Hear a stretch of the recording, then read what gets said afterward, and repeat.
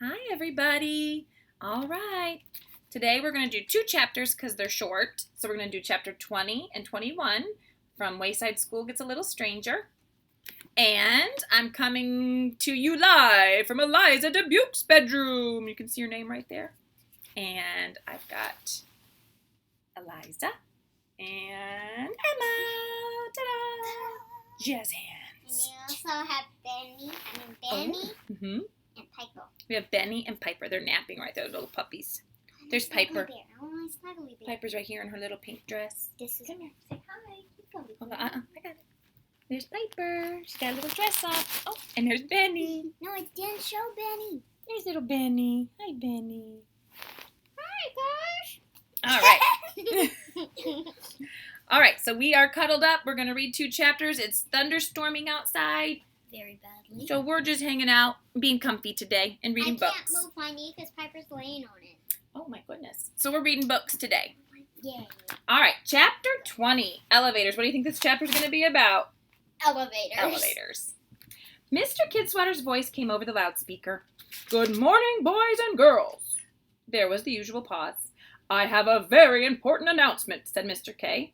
Elevators have been installed in Wayside School. For a second, the kids on the 30th floor were too stunned to speak. Then everyone went crazy. Yahoo! Yelled Cherie. Hot diggity dog! Shouted Damien. Everyone was yelling and jumping. Zippity-doo-dah! Shouted Mrs. Drizzle. Cheers could be heard coming from every classroom in Wayside School. The higher the classroom, the louder the cheers. Now, before you all rush out and use the elevators, I want to talk a little bit about elevator safety, said Mr. Kidswatter. I don't want the same kind of chaos that we have on the stairs every day. I don't know how many times I have to tell you, when you go up the stairs, stay to the right. When you come down the stairs, stay to the left. But still, everyone keeps bumping into each other. Well, that won't happen on the elevators. I have personally designed a special safety system. There are two elevators. One is blue. One is red. When you go up, you take the blue elevator. When you want to go down, you take the red elevator. It's that simple.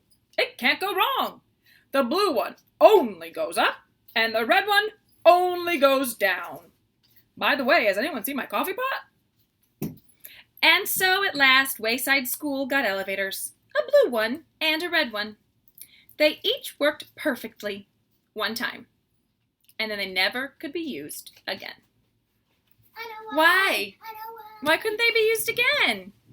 Oh, well, it is because the blue one only goes up and the red one only goes down. Mm-hmm. And so, if you go up, you cannot go down because the red one won't go up to take you down, and the blue one won't go down because you're up. That's right. Silly Mr. Kidswatter. He's not Not very very smart. Jinx! You owe me a Coke. Jinx again! All right, let's go on to chapter 21 since that one was so short.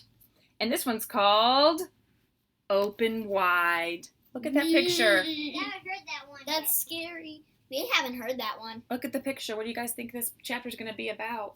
A mean dentist. A mean dentist? Ooh, I hope not. Because she's yelling on the phone like this. Yeah, her face is kind of angry. We look there. See it?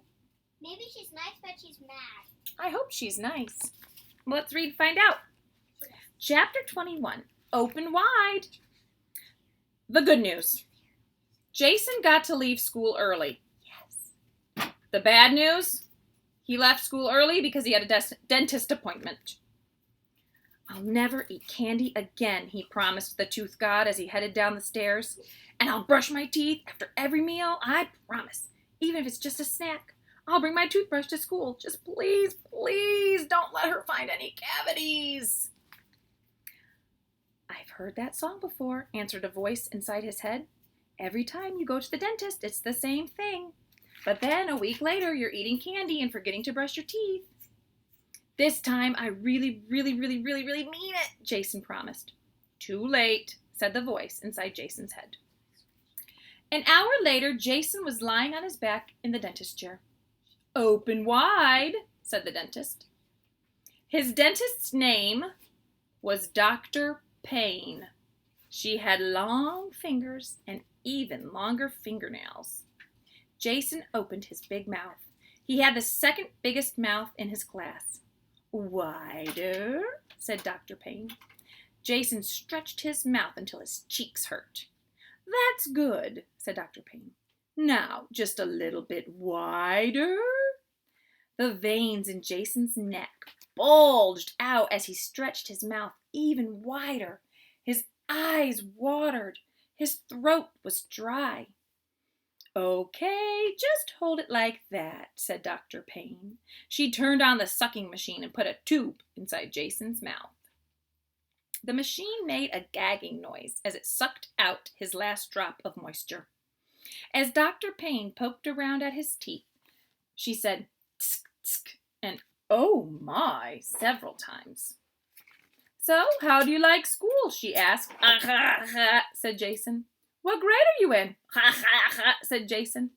Well, just remember, said Dr. Payne, it's very important to always listen to your teachers and do whatever they say. She poked a tooth with a long, pointed dentist tool thingy. Ah! Jason screamed in agony. Did that hurt? Asked Dr. Payne. Jason shook his head. If he told her it hurt, she might think it was a cavity. If she couldn't find it herself, he certainly wasn't going to tell her about it. Are you sure? Asked Dr. Payne. She poked the same spot. This time, Jason didn't make a sound. Tears and sweat dripped down his face. The receptionist came into the room. Yes, said Dr. Payne. Jason was glad for the break. Kendall's mother's on the phone, said the receptionist. She refuses to pay her bill. What? Exclaimed Dr. Payne. How dare! She says you pulled the wrong tooth. Give me the phone, shouted Dr. Payne. The receptionist handed it to her. This is Dr. Payne. What do you mean you're not paying your bill? Well, then, just bring Kendall back in here and I'll put that one too. I'll pull that one too. I'll pull them all. But you still better pay me. Your lawyer? I don't care what your lawyer said. You can tell your lawyer to rub a monkey's tummy. You heard me. Rub a monkey's tummy with your head. She slammed down the phone. Jason looked at the diploma hanging on the wall. Before his dentist got married, her name was Jane Smith. Dun dun dun. His mouth opened wider. Dun dun dun. Jane Smith. Who was Jane Smith? The mean person.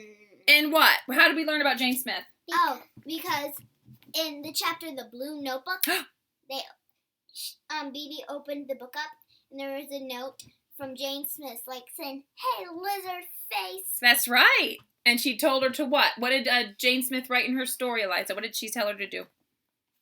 What did she tell Mrs. Drizzle to do? What did she say, Emma? I didn't do my homework.